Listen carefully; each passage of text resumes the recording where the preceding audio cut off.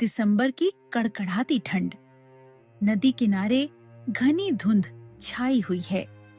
रामू का छोटा सा मोमो का ठेला खड़ा है, जहाँ से गर्मा गर्म भाप उठ रही है। रामू ठंड से कांपते हुए भी मेहनत से मोमो बना रहा है।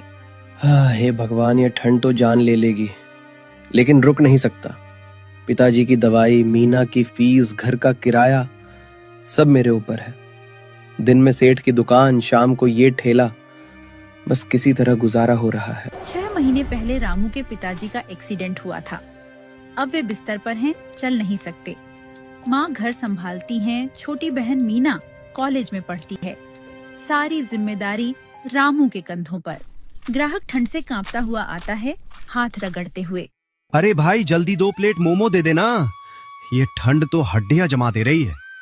बाहर से आ रहा हूं, कुछ गर्मा गर्म खाकर ही जी ऊष्मा आएगी।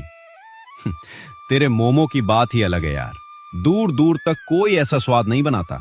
खाते ही दिल खुश हो जाता है, सारी थकान उतर जाती है। शुक्रिया भाई साहब, आपका ये कहना ही मेरी मेहनत का फल है। बस दिल से और ईमानदारी से बनाता हूँ।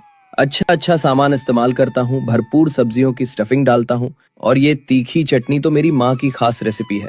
घर में बचपन से यही खाकर बड़ा हुआ हूँ, वही स्वाद आपको देता हूँ। वाह भाई, सच में कमाल है।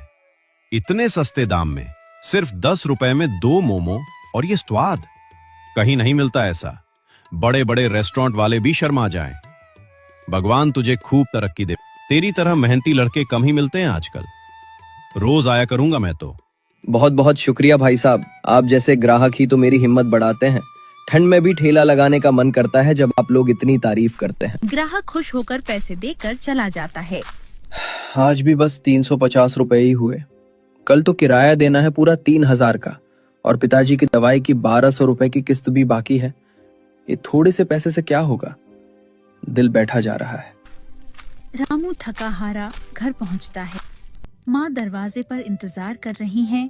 पिताजी बिस्तर पर कराह रहे हैं। बेटा, इतनी देर लगा दिया आज? ठंड में बाहर मत रहे इतना।